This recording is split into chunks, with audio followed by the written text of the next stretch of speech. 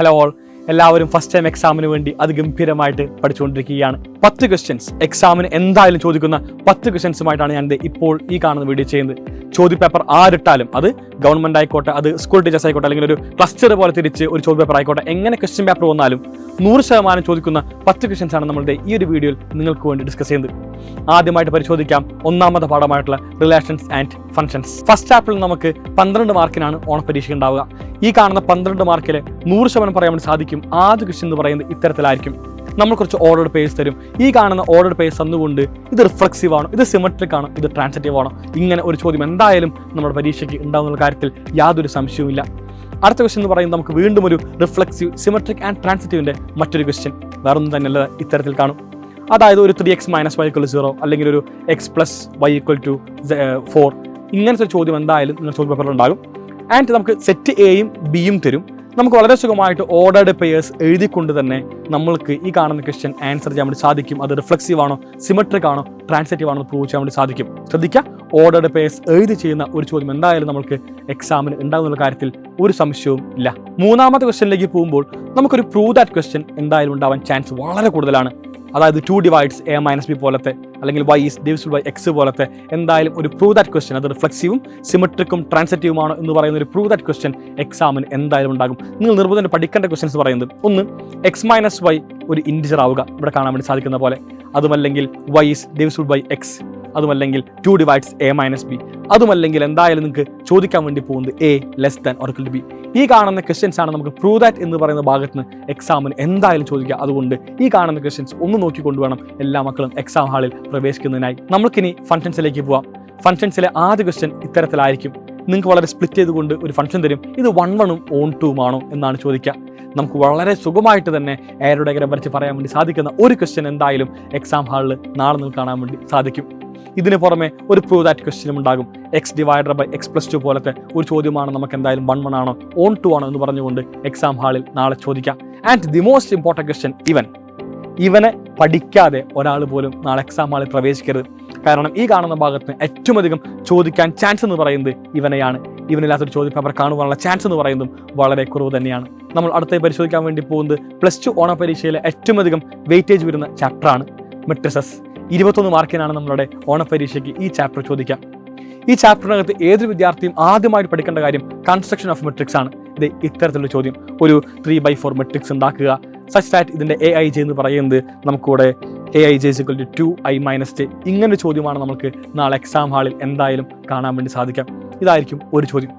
ഇതിന് പുറമെ മെട്രിക്സ് മൾട്ടിപ്ലിക്കേഷനുമായി ബന്ധപ്പെട്ട എയും ബിയും തരും. AB കമ്പ്യൂട്ട് ചെയ്യാം. ചോദ്യം ഇത്തരത്തിലായിരിക്കാം.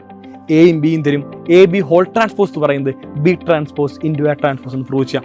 അവിടെ നമുക്ക് 2 കോൺസെപ്റ്റാണ് ഒന്നിച്ച് കവർ ചെയ്ത് പോവുക. ഒന്ന് ട്രാൻസ്പോസിൻ്റെ കോൺസെപ്റ്റ്, മറ്റൊന്ന് മെട്രിക്സ് മൾട്ടിപ്ലിക്കേഷൻ കോൺസെപ്റ്റ്. സോ ഈ കാണുന്ന ഒരു ചോദ്യമാണ് നിങ്ങൾ നിർബന്ധമായിട്ട് പഠിക്കേണ്ടത്. ആൻഡ് മൂവ് ഓൺ ചെയ്യുമ്പോൾ x + y ഒരു മെട്രിക്സ്, x - y വേറെ മെട്രിക്സ് ഇവിടെ കാണാൻ വേണ്ടി സാധിക്കുന്നുണ്ട്. ഇത്തരത്തിൽ ഒരു ചോദ്യം വന്നിട്ട് എക്സും വൈയും ഏത് മെട്രിക്സ് ആണെന്ന് പറയുന്ന ഒരു ചോദ്യം നമുക്ക് എന്തായാലും എക്സാം ഹാളിൽ നാളെ പ്രതീക്ഷിക്കാം. And the most important question വേറൊന്നുമല്ല, A എന്ന് പറയുന്ന ഒരു സ്ക്വയർ മെട്രിക്സ് ഉണ്ട്. അത് സം ഓഫ് സിമെട്രിക്കും സ്ക്യൂ സിമെട്രിക്കുമായിട്ട് എഴുതണം എന്ന് പറയുന്ന ഒരു ചോദ്യം. അത് 100% നാളെ എന്തായാലും എക്സാമിന് ചോദിക്കും. ആൻഡ് ആ കാണുന്ന ക്വസ്റ്റ്യൻ ചിലപ്പോൾ 4 മുതൽ 6 മാർക്ക് വരെ ആയിരിക്കും ഉണ്ടാവുക. ഇതാണ് എല്ലാ മക്കളും നിർബന്ധമായിട്ടും ഈ ചാപ്റ്ററിൽ നിന്ന് പഠിച്ചിരിക്കേണ്ട ചോദ്യങ്ങൾ. നമ്മളിനി പരിശോധിക്കാൻ വേണ്ടി പോകുന്നത് ഓണപരീക്ഷയിലെ ഏറ്റവും പ്രധാനപ്പെട്ട അടുത്തൊരു പാഠം, ഡിറ്റർമിനൻസ്. 16 മാർക്കിനാണ് നമുക്ക് ഈ ചാപ്റ്റർ എക്സാമിന് ചോദിക്കാം. വളരെ സുഖമായിട്ട് എല്ലാവർക്കും ഈ കാണുന്ന 16 മാർക്ക് ഉറപ്പുവരുത്താൻ വേണ്ടി സാധിക്കും.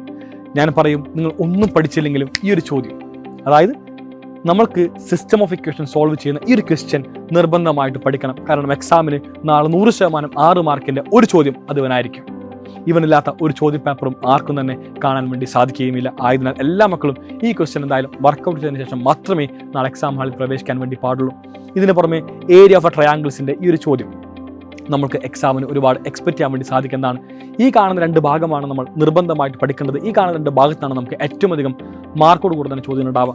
ഇതിന് പുറമെ എല്ലാ മക്കളും ശ്രദ്ധിക്കേണ്ട 2 പ്രോപ്പർട്ടീസ് ഉണ്ട്. ഡിറ്റർമിനന്റ് ഓഫ് K എന്ന് പറയുന്നത് K raised to n determinant A, and determinant of adjoint എന്ന് പറയുന്നത് ഡിറ്റ റേസ് ടു n-1. ഈ കാണുന്ന രണ്ട് പ്രോപ്പർട്ടിയും എല്ലാ മക്കളും പഠിച്ചുകൊണ്ട് വേണം നാളെ എക്സാം ഹാളിൽ പോകാൻ വേണ്ടി. കാരണം ഈ രണ്ട് പ്രോപ്പർട്ടിയിൽ നിന്ന് ഒരു ക്വസ്റ്റൻ എന്തായാലും നാളെ നിങ്ങൾക്ക് ഉണ്ടാവും. നമ്മൾ അടുത്തായി പരിശോധിക്കാൻ വേണ്ടി പോകുന്നത് ഇൻവേഴ്സ് ട്രിഗണോമെട്രിക് ഫംഗ്ഷൻസ് എന്ന് പറയുന്ന +2 മാത്സിലെ രണ്ടാമത്തെ പാഠം. +1 ബാക്കി പത്രമായിട്ടാണ് ഇൻവേഴ്സ് ട്രിഗണോമെട്രിക് ഫംഗ്ഷൻസ് എല്ലാവരും കണക്കാക്കുന്നത്. ഈ കാണുന്ന ചാപ്റ്ററിൽ നിന്ന് ഓണപരീക്ഷയ്ക്ക് 11 മാർക്കാണ് ചോദിക്കാം. ഈ കാണുന്ന 11 മാർക്സ് ഏത് ഭാഗമായിരിക്കും ഏറ്റവും കൂടുതൽ ഇമ്പോർട്ടൻ്റ് ആയിട്ട് നിങ്ങൾ പഠിക്കേണ്ടത് നേടുവാൻ വേണ്ടി നമുക്ക് അതിവേഗം തന്നെ പരിശോധിക്കാം.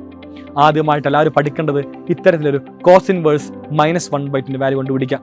ഇങ്ങനത്തെ ഒരു ചോദ്യം, അതായത് നെഗറ്റീവ് ഇട്ടുകൊണ്ടുള്ള ചോദ്യമായിരിക്കും നാളെ നിങ്ങളുടെ എക്സാം ഹാൾ ഉണ്ടാവുക. അത് സൈൻ ഇൻവേഴ്സ് ഓഫ് -1/2 ആവും, അല്ലെങ്കിൽ കോസ് ഇൻവേഴ്സ് ഓഫ് -1/2 ആവും. എന്തായാലും ഇങ്ങനത്തെ ഒരു ചോദ്യമില്ലാത്ത ചോദ്യ പേപ്പർ നിങ്ങൾക്ക് കാണുവാൻ വേണ്ടി സാധിക്കില്ല. ഇതിന് പുറമെ സിംപ്ലസ്റ്റ് ഫോമിൽ റെപ്രസെൻറ്റ് ചെയ്യുക മസ്റ്റായിട്ടും എല്ലാ മക്കളും അറിയണം. അതിനുവേണ്ടി ഞാൻ എപ്പോഴും പ്രിഫർ ചെയ്യുന്നത് ഈ രണ്ട് ചോദ്യങ്ങളാണ്. Okay, tan inverse of √1 + x² - 1 whole divided by x, അതുപോലെ തന്നെ tan inverse of cos x - sin x divided by cos x + sin x എന്ന് പറയുന്ന രണ്ട് ചോദ്യമാണ് ഏറ്റവും അധികം നമ്മൾ എക്സ്പെക്ട് ചെയ്യേണ്ടത്. സോ ഈ കാണുന്ന രണ്ട് ക്വസ്റ്റ്യൻസ് പഠിച്ചുകൊണ്ട് വേണം എല്ലാ മക്കളും നാളെ എക്സാം ഹാളിൽ പ്രവേശിക്കാനായി. ഇതിന് പുറമെ സൈൻ ഇൻവേഴ്സിൻ്റെ ഗ്രാഫ് ഒന്ന് നോക്കി വയ്ക്കാം. അതുപോലെ തന്നെ സൈൻ ഇൻവേഴ്സിൻ്റെ ഡൊമൈൻ എന്ന് പറയുന്നത് -1 to 1 ആണ്. ഇതും കൂടി ഒന്ന് ഓർത്ത് വെച്ച് കഴിഞ്ഞാൽ ഈ കാണുന്ന 11 മാർക്കും എല്ലാവർക്കും വളരെ എളുപ്പമായിട്ട് സ്കോർ ചെയ്യാൻ വേണ്ടി സാധിക്കും. അവസാനമായി ഒരു ചാപ്റ്ററും കൂടി ബാക്കിയുണ്ട് നമ്മുടെ ഓണപരീക്ഷയ്ക്ക്. 5ാമത്തെ പാഠം continuity and differentiability. First time എക്സാമിന് 20 മാർക്കിന് ചോദിക്കുന്ന ചാപ്റ്റർ. ഈ കാണുന്ന ചാപ്റ്ററിൻ്റെ ഇമ്പോർട്ടൻസ് ഇവിടെ മാത്രമല്ല നിൽക്കുന്നത്. സെക്കൻഡ് ടേമിൽ നമുക്ക് അപ്ലിക്കേഷൻ ഓഫ് ഡെറിവേറ്റീവ്സ് ആയിക്കോട്ടെ, ഇൻ്റഗ്രൽസ് ആയിക്കോട്ടെ, എല്ലാത്തിനും നമുക്ക് ഏറ്റവും അധികം ഇമ്പോർട്ടൻ്റ് ആയ ഒരു ചാപ്റ്ററാണ് കണ്ടിന്യൂറ്റി ആൻഡ് ഡിഫറൻഷ്യബിലിറ്റി. ഈ ചോദ്യമാണ് എല്ലാവരും ആദ്യമായിട്ട് പഠിക്കേണ്ടത്. അതായത് കെയുടെ വാല്യൂ കണ്ടുപിടിക്കുക എന്ന് പറയുന്ന ക്വസ്റ്റ്യൻ. ഈ ഒരു ചോദ്യവും അതുപോലെ തന്നെ എയും ബിയും കണ്ടുപിടിക്കുക എന്ന് പറയുന്ന മറ്റൊരു ചോദ്യം കൂടിയുണ്ട്. ഇവിടെ കാണാൻ വേണ്ടി എല്ലാവർക്കും സാധിക്കുന്നുണ്ട്. ഈ രണ്ട് ക്വസ്റ്റ്യൻസ് ആണ് എല്ലാ മക്കളും നിർബന്ധമായിട്ട് പഠിക്കേണ്ടത്. കാരണം നിങ്ങൾക്ക് നാളെ എക്സാമിന് ചോദിക്കാൻ വേണ്ടി പോകുന്ന ക്വസ്റ്റ്യൻസിൽ എന്തായാലും ഇവരിൽ ഒരാൾ ഉണ്ടാകും. ഇതിന് പുറമെ നിങ്ങൾ എല്ലാവരും തന്നെ ചെയിൻ റൂളിൻ്റെ ഭാഗത്ത് നിന്ന് ഇങ്ങനെ ഒരു ചോദ്യമാണ് പഠിക്കേണ്ടത്. സം കോസ് ഓഫ് √x എന്ന് പറയുന്ന ഒരു ചോദ്യം. y = cos of √x. അങ്ങനെയാണെങ്കിൽ എന്താണ് dy/dx? ഇങ്ങനെയാണ് ഒരു ട്രെൻഡ് നിൽക്കുന്നത്. കോസ് √x ആയിരിക്കാം, സീക്ക് √x ആയിരിക്കാം കറണ്ട് ട്രെൻഡ് എന്ന് പറയുന്നത്. ആൻഡ് ഇവിടുത്തെ ഏറ്റവും ഇമ്പോർട്ടൻറ്റ് ഭാഗം എന്ന് പറഞ്ഞാൽ മറ്റൊന്നുമല്ല, അത് ലോഗരിതമിക് ഡിഫറൻസിയേഷനും പാരാമെട്രിക് ഡിഫറൻസിയേഷനുമാണ്. ലോഗരിതമിക് ഡിഫറൻസിയേഷൻ നമുക്ക് x sin x ആണ് ഏറ്റവും അധികം ചോദിക്കാൻ ചാൻസ്. നിങ്ങൾ x sin x പഠിക്കുക, അതുപോലെ തന്നെ x x കൂടി നോക്കി പോവുക. പാരാമെട്രിക്കൽ എല്ലാ മക്കളും പഠിക്കേണ്ടത് ഇത്തരത്തിലുള്ള ചോദ്യമാണ്. ഇങ്ങനെ ഒരു ചോദ്യം നാളെ നിങ്ങൾക്ക് എന്തായാലും എക്സാം ഹാളിൽ കാണാൻ വേണ്ടി സാധിക്കുന്ന കാര്യത്തിൽ യാതൊരു സംശയവുമില്ല. അവസാനമായിട്ട് പറയുന്നു, ഒരു ഭാഗം കൂടി പഠിക്കണം നിങ്ങൾ നിർബന്ധമായിട്ടും. സെക്കൻഡ് ഓർഡർ ഡെറിവേറ്റീവ്സ് ഒരു പ്രൂവ് ദാറ്റ് ക്വസ്റ്റ്യൻ ആണ് ഞാൻ അവിടെ നാളെ നിങ്ങളെ ചോദ്യപേപ്പറിൽ എക്സ്പെക്ട് ചെയ്യുന്നത്. അതായത് ഇത്തരത്തിലുള്ള ചോദ്യമാണ് നിങ്ങൾക്ക് നാളെ നിങ്ങളുടെ പ്രൂവ് ദാറ്റ് ക്വസ്റ്റ്യൻ ആയിട്ട് സെക്കൻഡ് ഓർഡർ ഡെറിവേറ്റീവിൻ്റെ ഭാഗത്ത് കാണാൻ വേണ്ടി സാധിക്കുക. ആൻഡ് ഈ കാണുന്ന ക്വസ്റ്റ്യന് 2 മാർക്കുമായിരിക്കും ഉണ്ടാവുക. ഈ കാണുന്ന ക്വസ്റ്റ്യൻസിന് പുറമെ നമുക്ക് ഫുൾ മാർക്ക് എത്തുന്നതിനായിട്ട് ഒരുപാട് ക്വസ്റ്റ്യൻസ് വീണ്ടും പഠിക്കേണ്ടതുണ്ട്, ഒരുപാട് ക്വസ്റ്റ്യൻസ് റിവൈസ് ചെയ്യേണ്ടതുണ്ട്. ഈ കാണുന്ന ക്വസ്റ്റ്യൻസിൻ്റെ സൊല്യൂഷൻ കണ്ടുപിടിക്കേണ്ടതുണ്ട്. മക്കളെ, ഈ കാണുന്ന ക്വസ്റ്റ്യൻസിൻ്റെ സൊല്യൂഷനും അതുപോലെ തന്നെ ഫുൾ മാർക്കിലേക്ക് എത്തിക്കുന്നതിനായിട്ടുള്ള എല്ലാ ക്വസ്റ്റ്യൻസുമായിട്ട് ഇന്ന് വൈകുന്നേരം കൃത്യം 7 മണിക്ക് സൈലത്തിൻ്റെ മാത്സ് ടീം കംപ്ലീറ്റ് നിങ്ങളുടെ വരുന്നുണ്ട്. സോ അവിടെ എല്ലാവരും ഉണ്ടാവുക. ഗംഭീരം മനസ്സിലാക്കാം എക്സാമിന് ചോദിക്കുന്ന മറ്റ് ക്വസ്റ്റ്യൻസ് ഏതാണെന്ന്. So see you all there at 7 PM sharp.